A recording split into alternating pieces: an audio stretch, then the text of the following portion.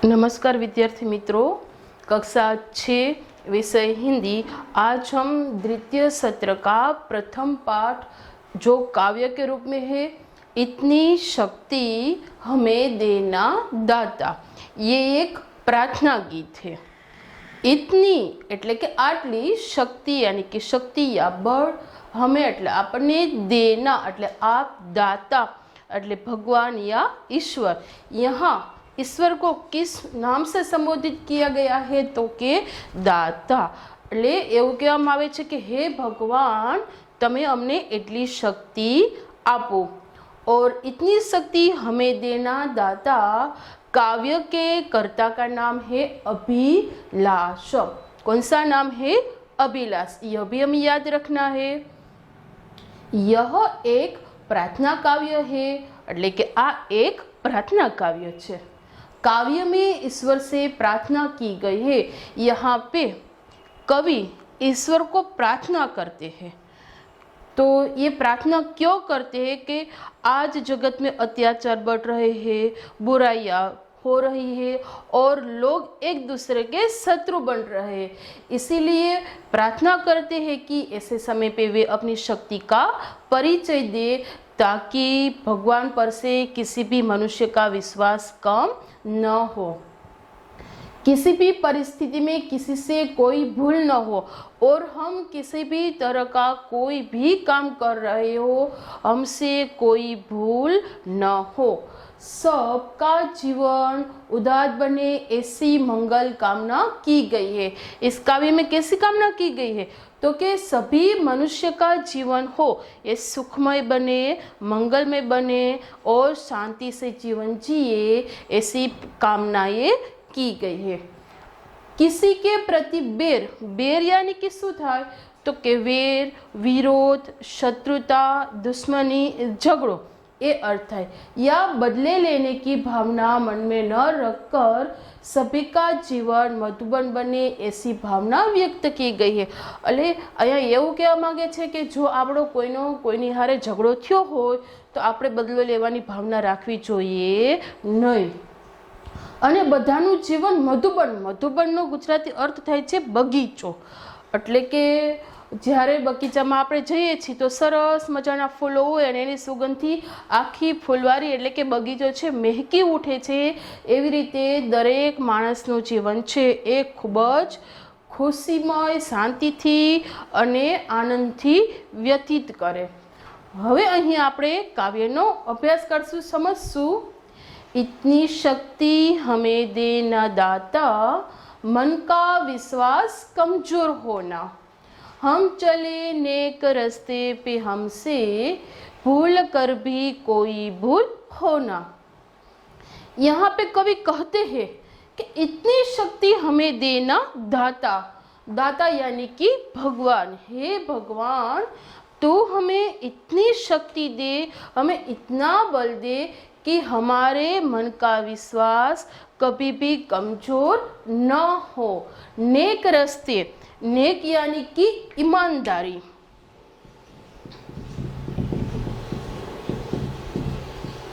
हम नेकी के रास्ते पर चले, हम ईमानदारी के रास्ते पर चले और भूल कर भी कोई भूल न हो। हम तो ईमान के रास्ते पर ही चलते हैं, पर ऐसे रास्ते पर चलते चलते कभी भी कोई भूल न हो।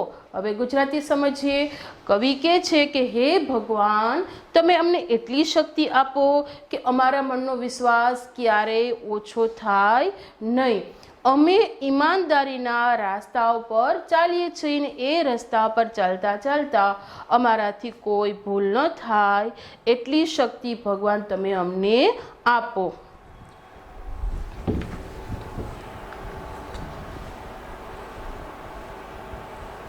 दूर अज्ञान के हो अंधेरे, तो हमें ज्ञान की रोशनी दे, हर बुराई से बचते रहे हम, जितनी भी दे भली जिंदगी दे। दूर अज्ञान के, कवि यहाँ पे प्रार्थना करते हैं कि दूर दूर तक हमारे जीवन में अज्ञान रूपी अंधेरा ही अंधेरा फैला हुआ है।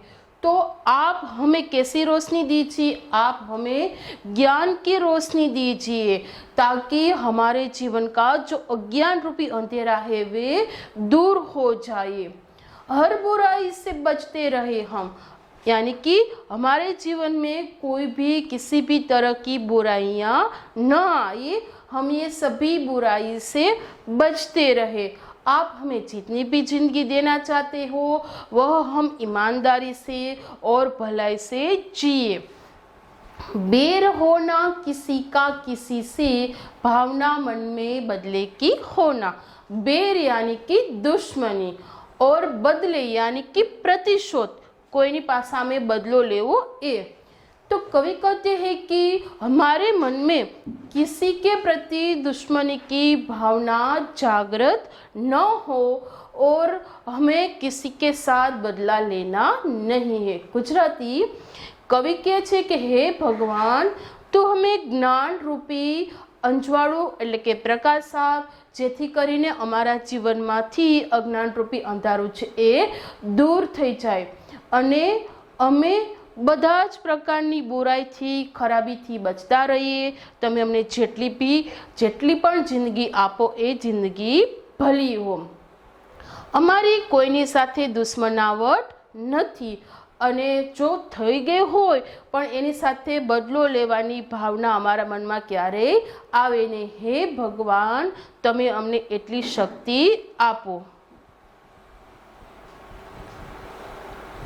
हम न सोचे हमें क्या मिला है, हम ये सोचे किया क्या है। अर्पण, अर्पण यानी कि देना। कवि कहते हैं कि हमें कभी यह नहीं सोचना चाहिए कि हमें दूसरों से क्या मिला है, पर हमें यह सोचना चाहिए कि हमने दूसरों को क्या अर्पण किया है, दूसरों को क्या दिया है। फूल खुशियों के बाटे सभी को, सबका जीवन ही बन जाए मधुबन। यहाँ पे कहा गया है कि फूल खुशियों के, यानी कि हमें सबको खुशी रूपी फूल बांटना है, उसके जीवन में खुशियाँ लाना है, ताकि सबका जीवन कैसा बन जाए, मधुबन जैसा। मधुबन यानी कि उपवन या तो बगीचा, जिस तरह से बगीचे में ढेर सारे फूल होते हैं, इसी तरह और ये फूल खुशी के हम सबको बांटे, ताकि उसके चेहरे पर की जो उदासी हो, दुख की भावना हो, वे दूर हो जाए और उसका जीवन भी उपवन की तरह सुंदर बन जाए। अपनी करुणा का जल तू बहा के, कर दे पावन हर एक मन का कोना। कवि ने यहाँ कहा है कि ईश्वर को कैसा जल बहाने की बात की गई है, तो कि करुणा का जल, और करुणा यानी कि दया रूपी जल, करुणा का जल बहाने की बात की गई है। और कहा गया है कि ऐसा जल बहा के हम सबके मन का कोने कोना पवित्र कर दे। गुजराती में समझे, આપણે ક્યારે એવું ન વિચારવું જોઈએ કે આપણને બીજા પાસેથી શું મળ્યું છે, પરંતુ આપણે એમ વિચારવું જોઈએ કે આપણે બીજાને શું આપ્યું છે। આપણે દરેકને ખુશીરૂપી ફૂલ આપવા જોઈએ, જેથી કરીને એ બધાનું જીવન પણ બગીચાની જેમ સુંદર બની જાય। અહીંયા કવિ કહે છે કે હે ભગવાન, તમે કરુણારૂપી જલ વહેડાવો અને દરેકના મનનો ખૂણે ખૂણો પવિત્ર કરી દો। હે ભગવાન, તમે અમને એટલી શક્તિ આપો। हम अंधेरे में है रोशनी दे, खो न दे खुद को ही दुश्मनी में। यहाँ कहा गया है कि हम अंधेरे में हैं और हे ईश्वर, आप हमें रोशनी दीजिए, हमारी किसी के साथ दुश्मनी न हो और यही दुश्मनी में हम प्रतिशोध लेते लेते खुद को ही खो न दे, यानी कि अपने आप को गवा न दे।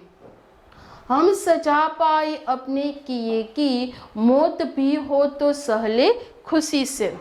यहाँ पे कहा गया कि हमने यदि कोई ऐसा गुनाह किया है, कोई अपराध किया है, तो हम उसकी सजा पाए, और यह सजा मौत ही क्यों न हो, हम उसे खुशी खुशी से सह ले।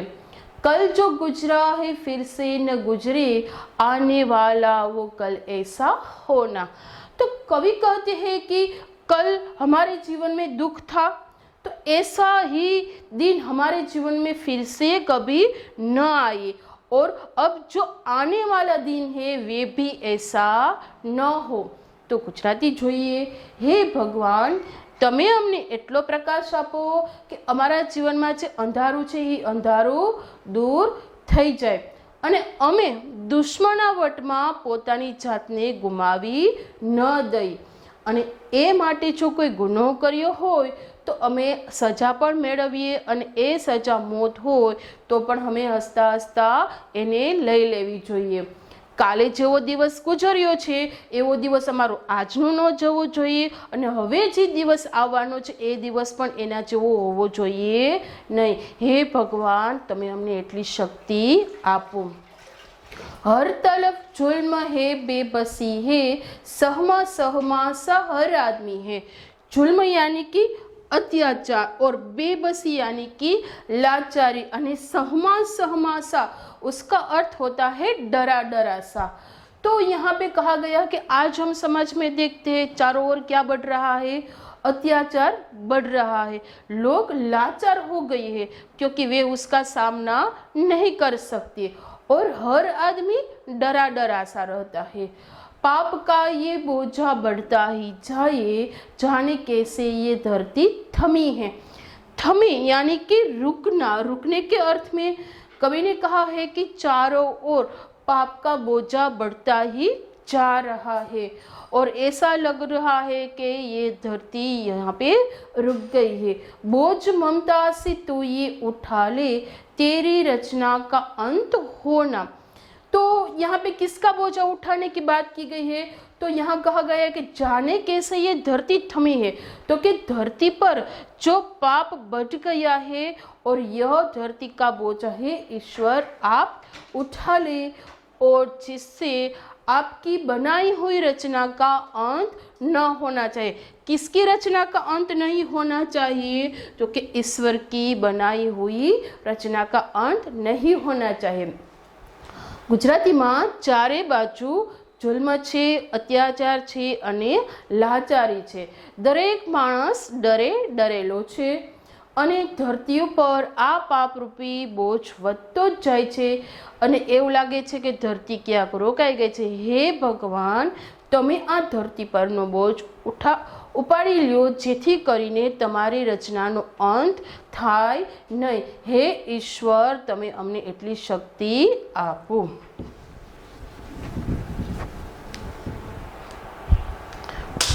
शब्दार्थ विश्वास यानी कि भरोसा, नेक यानी कि ईमानदार, रोशनी प्रकाश, बेबसी लाचारी, जुल्म अत्याचार, भली अच्छी, अर्पण यानी कि समर्पित।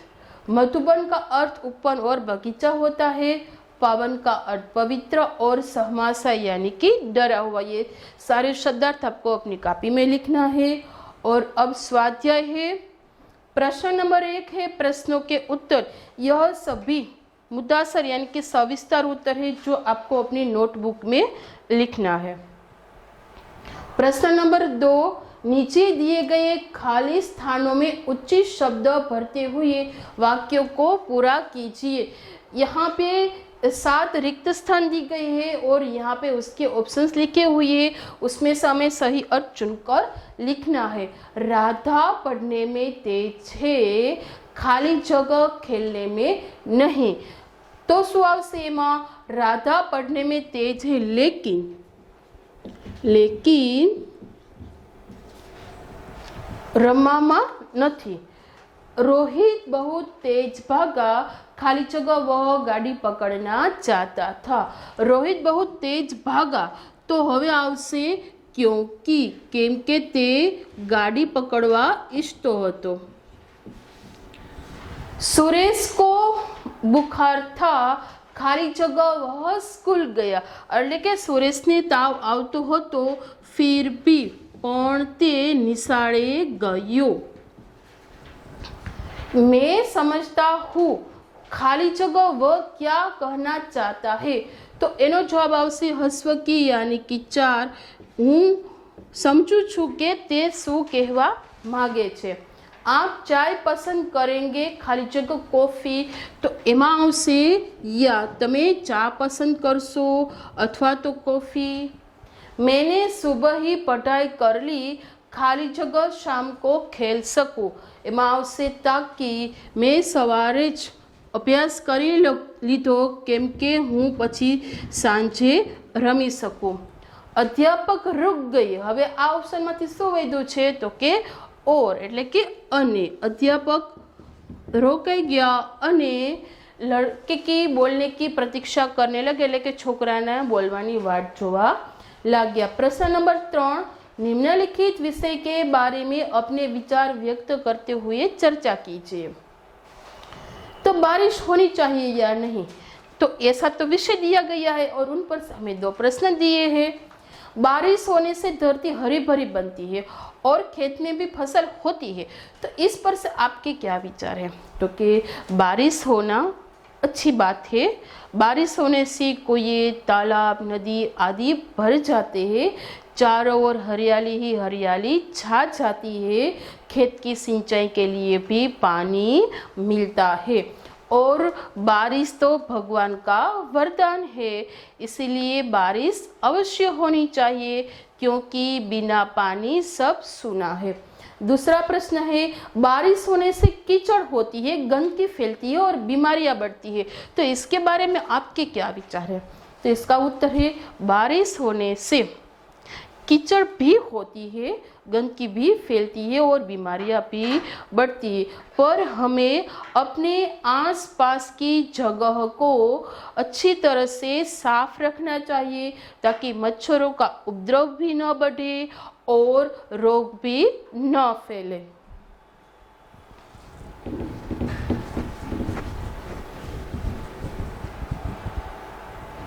प्रश्न नंबर 4, उदाहरण के अनुसार विशेषणों का उपयोग करके वाक्य बनाइए। तो हम शब्द पर से वाक्य बनाते हैं, इस तरह से यहाँ विशेषण दिए हैं, इस पर से आपके कोई भी वाक्य लिखना है पर यह सभी शब्द उसमें आ जाने चाहिए। जैसे फूल सुंदर है, गाय के 4 पैर होते हैं, उसका नाम मीरा है, गिलास में थोड़ा ही दूध है, यह लाल रुमाल है, उसका 3रा क्रम है, आज 15 लड़के स्कूल नहीं आए। और यह संयुक्ताक्षर शब्द है जो आपको याद भी रखना है और ये परीक्षा में भी आते हैं। आपको कितना दिया गया होता है परीक्षा में? सिर्फ इतना है, कितना? क प्लस क। तो एनाथी आपणे संयुक्ताक्षर शब्द बनावो तो केवी रीतनु 2 क बन्यो, एक अर्धो अने आखो, बराबर छे। तो हवे आ क उपरथी आपणे शब्द बनावવાનો छे, जेवी रीते धक्का, कक्का, मक्का, कोई भी आप उसका शब्द बना सकते हो और ये जो शब्द बनाया है उन पर से हमें एक वाक्य भी लिखना है, जिस तरह उसने मुझे धक्का मारा। अब यहाँ च प्लस च तो च, तो उस पर से कौन सा शब्द हम बनाएंगे? बच्चा। वह बच्चा रो रहा है, उसका वाक्य बनता है इस तरह से त प्लस त, तो ये त बना है, यहाँ पे 2 च पर यहाँ पे त और इस तरह से त, यानी कि ये 2 त है, एक आधा और एक आखा, और इस पर से हमें शब्द लिखना है कुत्ता। कुत्ता बड़ा ही वफादार जानवर होता है। न प्लस न, तो इस तरह से आधा संयुक्त अक्षर बनाए, उस पर से हम बनाएंगे अन। यह अन कौन सा है? यह हमें हर रोज अनाज अन्न खाना चाहिए। और द प्लस ध से ध तो बना, पर हम उसका शब्द बनाएंगे बुद्ध। यह भगवान बुद्ध की प्रतिमा है। द प्लस व से द्वार। यह द्वार सफेद रंग का है या यह द्वार बंद है। और स्व इस तरह से भी बनता है या तो इस तरह से भी बनता है, तो उसका संयुक्त अक्षर बनता है विश्व। हमें पूरे विश्व में शांति रखनी चाहिए। और य पर से असह्य।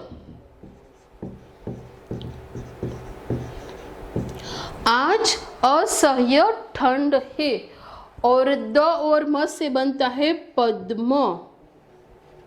पद्म पर से वाक्य उसके चरण कमल पद्म जैसे है, पद्म यानी कि कमल जैसे। और प्रश्न नंबर 6, इस काव्य को टेप रिकॉर्डर के माध्यम से अपनी कक्षा में सुनाइए। तो कि यह काव्य टेप रिकॉर्ड के द्वारा आपको उसके सही राग में सुनना है, जो प्रार्थना गीत है, और आपने आगे भी इसे सुनी होगी। अब स्वाध्याय आता है। प्रश्न नंबर 1, निम्नलिखित प्रश्नों के उत्तर लिखिए। ये सारे प्रश्न 1-2 वाक्य के हैं जो आपको नोट में लिखने हैं। प्रश्न नंबर 2, उदाहरण के अनुसार समान तुक वाले शब्द बनाइए। हमें परीक्षा में एक शब्द दिया होता है और उस पर हमें अन्य 2 शब्द लिखने हैं। आपको 2-2 तो याद रखने ही है। यहाँ पे लड़ाई, तो उसका अंत का प्रास कौन सा आता है? दीर्घ ई। दीर्घ ई पर से इतने सारे शब्द यहाँ पे बनाए हुए हैं, पर हमें सिर्फ 2 ही शब्द याद रखने। जिस तरह से लता ए, तो अंत का जो प्रास है हमें यहाँ पे ये आना चाहिए, लता ये, तो कि माला ये, शाखा ये, इस तरह से। सुंदरता पर से मानवता, दानवता, सज्जनता, इस पर से अंत का प्रास कौन सा होना चाहिए? तो कि ता होना चाहिए। और यहाँ पे लीन आया है, तो कि शालीन, मालिन, इस तरह से अंत का प्रास लीन आना चाहिए। यहाँ पे लिखावट, तो वट, तो के सजावट और बनावट। सुनकर, अंत का प्रास कर, तो के लिख कर, बना कर और पढ़ कर। चिड़िया, अंत का प्रास या पर से चंद्रबिंदी, चिड़िया, तो उस पर से क्या बनता है? गुड़िया और बुढ़िया।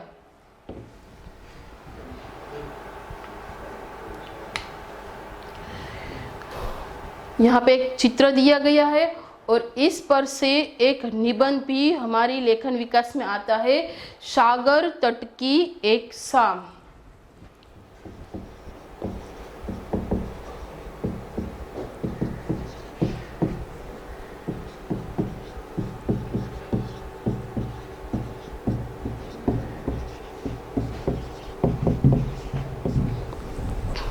या तो आपको ये निबंध के रूप में पूछा जाता है, या तो ऐसा चित्र दिया गया हो तो उस पर से हमें लिखना है। तो हम इसका निबंध पढ़ेंगे, उसमें से कुछ वाक्य आप इस पर से लिख सकते हैं। पिछले रविवार की शाम को मैं अपने माता पिता और अपने दोस्तों के साथ सागर तट पर घूमने गया था। एक ओर सागर हिलोरे ले रहे थे तो और दूसरी ओर मानव मेहरामन था। आप सागर पर घूमने तो गए ही होंगे, सागर के तट पर, तो उस पर क्या किया था उस पर आप निबंध लिख सकते हैं। सागर तट पर कई छोटे छोटे बच्चे रंग बिरंगी कपड़ों में सजे हुए थे और सागर तट पर तरह तरह के ठेले लगे हुए थे। सागर के तट पर कुछ बच्चे मिट्टी से घरौंदे बना रहे थे तो कुछ बच्चे पतंग को जगा रहे थे। तो सागर के तट पर जो एक ठेला था उसमें से एक बच्चा आइसक्रीम ले रहा था तो कोई गुब्बारे वाले से गुब्बारा खरीद रहा था।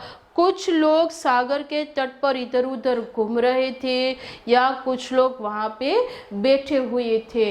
सागर तट के दूसरी ओर नारियल के 2 पेड़ है, उसके नीचे 2 व्यक्ति बैठे हुए दिखाई देते हैं।